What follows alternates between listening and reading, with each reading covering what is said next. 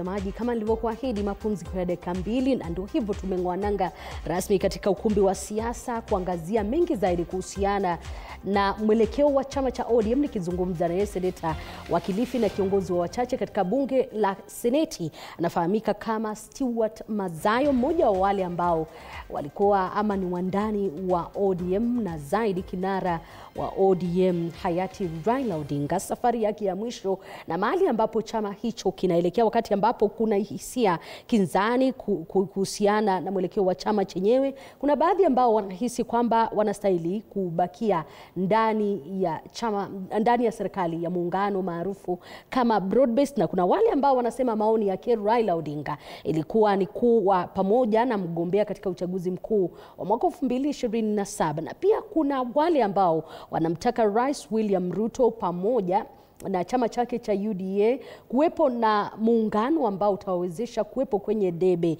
katika muungano huo na katika uchaguzi mkuu ujao wa mwaka 2027. Nitarejea kwako Seneta Mazayo kuhusiana na hili. Nilikuwa nimesema tukichukua mapumziko nitakuwa nikiuliza kuhusiana na safari yako, na pia nimewasikia wengi kila mmoja akisema kwamba nilikuwa na ujumbe, Raila Odinga aliacha ameniambia hivi, lakini pia imebainika kuwa ulikuwepo mkutano wa mwisho ambao ulihusiana na mwelekeo wa chama hiki cha ODM na undani wake. Najua ulikuwa ndani ya huu mkutano? Yes, mimi ndio nilikuwako na ninaketi katika Central Committee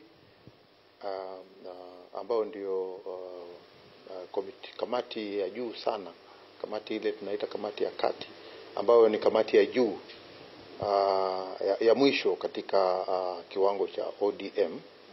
Na hii inamaanisha kwamba wakati ule tutakalokata pale litakuwa ni mojawapo ambalo litakuwa linaungana na vile baba alivyokuwa amesema mwisho. Baadhi ya yale ambayo mliyazungumzia siku hiyo ni kama yepi? Niliwasikia wengine wakisema kwamba ilikuwa mipango ya kukiimarisha chama, lakini tungependa kusikia kutoka kwako yalikuwa yepi baadhi ya yale ambayo mliangazia?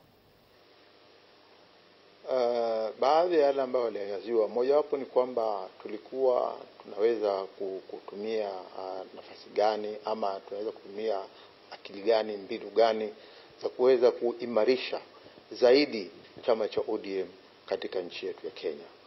Kama unavyojua ya kwamba katika ulingo wa siasa hivi sasa, katika vyama, hakuna chama kikubwa ndani ya nchi ya Kenya ilivyo hivi sasa kama chama cha ODM. Chama cha ODM ndio chama kikubwa sana katika Afrika Mashariki na pia kuenda mpaka karibu Afrika Kusini, ambapo kwa umati wa watu ama la wanachama wa watu sisi tuko sawa tuna kama vile ANC ile ya Nelson Mandela.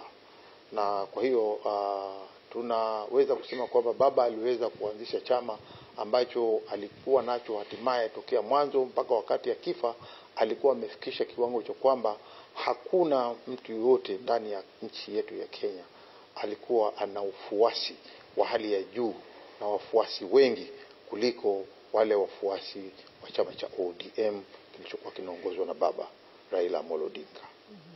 Kwa hiyo naweza kusema kwa uwazi kabisa ya kwamba sisi tulipoketi wakati wa mwisho ambapo tulikuwa baba hatuwezi kuketi naye tena akiwa anaenda katika safari yake ya kutafuta pengine kuangaliwa tena kama mwili wake unaendelea namna gani ama nafasi yake ya afya iko vipi. Hiyo ni kama kawaida.